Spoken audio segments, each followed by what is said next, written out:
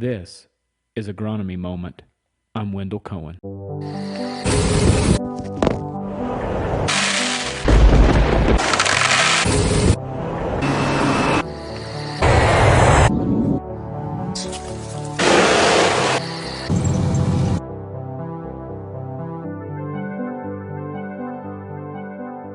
Okie dokie, we are online. This time, denitrification of the soil. Brief deep dive, if we can keep it brief. We want to talk about why we lose nitrogen, what we cannot control and what we can control, how we can implement good practices. And the reason I feel this one here is going to be a little different than what we've done in the past is we are actually going to dive a little deeper into some of the whys, because I think it's going to help us come and understand, for the lack of better terminology, of which poison we're going to pick when it comes to springtime nitrogen management, because we have to understand is this one here is a very difficult one to manage, right? Mm-hmm. And so we lose nitrogen in a variety of ways, and there is no way known to the mankind on how you can save the nitrogen, make it available to the plant at the right time, and not lose any. Mm-hmm. The tendency is that when it becomes vulnerable to loss, it becomes available to the plant in some form. So the factors that directly relate to nitrogen loss, by the way, look at that picture of the root system inside that cage. That's a Did you do that? No, I wish. Beck's what how does that say? What? Beck's Practical Farm Research did this last year, and I'm actually wanting to do this. We could do this ourselves. Let's do it. I can get those cages. I think I can find and buy them, and then we can plant like what they did. And all I need to do is find that little tiny pea gravel or whatever. The substrate. The substrate. And I think we could do it ourselves. But anyway, what were we talking about? We were wondering why our podcast goes so long. Sorry. The pH of the soil directly correlates to this. More acidic soils reduce your nitrogen loss, and more alkaline soils, the opposite. Temperature, lower temperatures, we know, reduces nitrogen loss. And as your temps increase, it increases in loss to a certain point. Water content of the soil, we measure this, or a lot of times you'll find research, and what I've found is measured in percent of water-filled pore space, meaning saturated soils, we lose more nitrogen, and as we dry out, in loss is reduced. pH in acidic soils, smaller amounts of carbon and mineral nitrogen are available to the population that denitrifies your soil. So keeping 7.0 and below would be a good place to be as it relates to nitrogen loss. Yes. And the corn crop. And the corn crop, meaning... So... In soybeans, your pH could be a little higher. Yeah, but... Yes. So in soybeans generally are better atmosphere for growth is a little bit higher of a pH than thinking of as our corn crop. But specifically talking about nitrogen before we stray too far on pHs. And then your temperature, those enzymes that are very active in denitrification really ramp up as we get into the temperatures that we would call optimum plant temperatures. So, your 50s plus, your 60s, your 70s, and then you'll see those enzymes slow back down as you get up in really hot temps, but then your plant does as well. So, last thing we talked about before is saturated soils. Anaerobic bacteria uses nitrate, and it ramps up its activity as we reduce oxygen in the soil. As oxygen is reduced, anaerobic bacteria spikes. So, you'll see, you're gassing off your volatility of the nitrogen, your nitrate levels. So, like we talked, keeping soils below your 7.1 temperature. I don't really know if there's a lot to say on it, right? It's hard on specifically relating to soil temperatures, what you're thinking, right? Yeah, I mean, how are we going to do this with a corn crop? It's difficult because like you said at the beginning of the presentation, most generally speaking, we see some Yep. sort of tillage, Yep. and which is going to naturally harm the soils. So, and getting into that, naturally warming the soils is going to naturally lead to our losses because of our losses increasing with a higher temperature.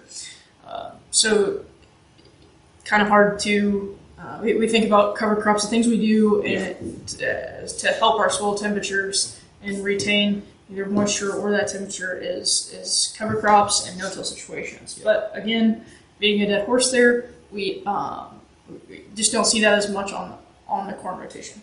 Right. And so knowing, let's see how cold we can plant our corn into, said no one ever, right? Water filled pore space of the soil. I feel like this is probably the one thing we can do. It's not easy, but we can do it. And we're going to talk a little bit about what we can do and why it's a good idea. We can amend the soil mechanically, sometimes biologically. Mechanically seems to be a little more certain what you can do. Biologically, we don't always know what amendments have really made a big impact or what has made the biggest impact. Water, internal drainage options, we can talk about tiling, ripping, using a conservation approach. You could do inline ripping, fractured your soil layers, helps water infiltration, right? So we don't get that ponding effect on the surface. Right. UGOs, strategically placing, your tile drains and so on. Surface drainage options like waterways, terraces, diversion ditches. And then we have biological, again, composition. You can do gypsum, you can do different things that alter your soil, help make it more. There's lots of products out there that are being sold left, right, and center. How much they do, some of them, can be a challenge. Anything you want to put into this? No, I think summary will probably catch Yep. whenever we kind of discover talk about all of it. In addition to water management, let's talk about the nitrogen management application. Right, risk mitigation is a good way to mitigate the risk is to budget for more than one trip. Don't throw everything in one trip, especially when you got coarse soils. The coarser your soils, more sandier, so on, the less holding capacity they have for ammonium. Be flexible with your spring weather. You see a lot of rain. The good thing about more than one trip is you're not broken the budget yet. Mm-hmm. You have dry powder still in your pocket. And then you got multiple nitrogen sources. I like to say we can pick and choose what's most logistically feasible for us and use more than one source. And hydrous has a place, but if it's not logistically feasible for you, it's a dangerous product, choose another two. Mm-hmm. Choose what works best for your operation, but try not to rely on one. I think would be my key takeaway here. Yeah, not relying on one specifically, and more specifically, not relying on just one with the one trip. I think that's being able to split that risk and being able to kind of feed that corn when we think about the corn's needs and its nitrogen uptake. Pretty crucial in being able to get that nitrogen out there and have that nitrogen out there as much as we can control. Yep. The last thing we can talk about is inhibitors, but again, we need to be careful with what we're dealing with here because, first of all, they slow loss, and so if you're in springtime, getting your money back on those expensive inhibitors is probably not going to be money well spent. Also, beware they're going to reduce your biological activity. You're going to cut down on the very things, the enzymes and bacteria that help promote availability to your plant. In summary, let's talk a little bit, and maybe you weigh in on this one, Celena, is when we are talking about nitrogen management, water management, why is it that we want to get water away from the soil? And in my opinion, anyway, I think it's a good idea. You're getting water away because whenever we think about a potential for biggest losses is going to be a leaching situation and saturated soils. Okay. Yes. So it's specifically in this situation talking about more of the saturated soils, and specifically a lot of those losses as it relates to probably more of a heavier a soil type rather than a coarse soil type. But being able to get that waterway, have good permeability through the soil, and not have that ponding, the saturation happening, because when that happens, and losing the oxygen in the soil, we're setting ourselves up for the potential of a lot of nitrogen loss. And when we can lose some nitrogen through leaching. And so in other words, you put UGO drains in and stuff, water, if there's nitrogen running across the soil, and nitrate forming is no longer, the cations it's no longer a positive charge. And so it's susceptible to loss, right? It's at risk for loss through leaching, through getting waterway. However, if we don't get that water off, we open up a whole nother can of worms, if you will, to problems. And so getting the waterway, even if you lose some through leaching, we're still able to manage the crop's nitrogen needs much, much better by getting water off faster. Didn't you make a comment on what Iowa's was talking about, how fast water gets off, and how it's substantial loss that occur as you start to get ponding? Yes, difficult to predict and put a number on, but the losses due to the ponding of water or the saturated soils can be extremely substantial. Yes, due to the nitrogen loss, essentially. So I think, kind of big picture here, what we're really trying to get at is how are we going to manage the water that we hopefully get, actually. Yes, right, and it will. Sooner or later, Missouri will rain. Yeah. I don't know what year.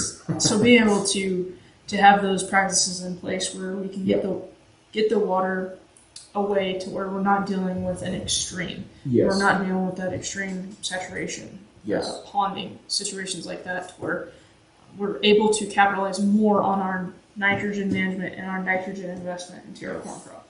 And so I think, to add to that, I think one piece of research said that when everything aligns and you have saturated soils above 60%, and you have temperatures that are warm, and your pH is slightly alkaline, they have seen 80% nitrogen loss of applied nitrogen that has been applied lost in 5 days, which is huge. I don't know that we get into those conditions all the time very much, but I do think we do see those in micro situations of terrace channels and bottom ground situations. We do see those. So the other thing we get into as we wrap up here is to mention is we also get soils that are anaerobic, right? We start losing oxygen, which starts to kill off plant roots and reduces health of plants, and disease begins to spike. And we get so many problems that I feel like that even though, yes, we're going to face nitrogen loss no matter which way we cut this, I feel like I would rather fight the battle of leaching and losing some, I quote some, of that nitrogen and deal with that than I would having ponding. So this time of year, if you're watching this in the winter time and this is still, you got fields that are dry, go out and find your spots where you believe water will pond. Utilize conservation programs and terraces and UGOs and figure out ways to get water to get out of your fields faster. The quicker you can, the better off in the long run. And then if we get the leaching, we can respond to that by an application of nitrogen. There will be a quick nitrification process then, because you've got oxygen in the soils and your plant will respond quicker. It can be, that top dress app is expensive, but it can be huge in your yield if your corn responds quickly to that. Absolutely. So we wrap this up and we are done with our nitrogen deep dive. Hopefully it was brief enough for us. And anything before we go? I think so. Everyone, thanks for watching this podcast. See you. If you want alerts on what we are finding in the field, go to Top Ag Services agronomist.com/signups to receive alert, or subscribe to our YouTube channel. It is our goal to bring you the most recent and advanced information possible.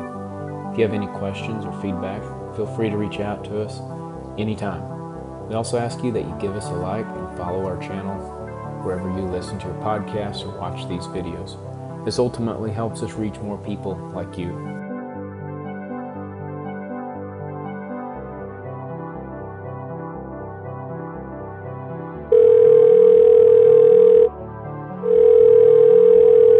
Hello? Hey, this has been Wendell Cohn, your show host. Thank you to all who made this show possible.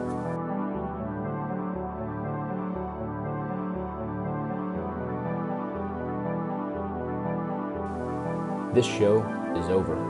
See ya.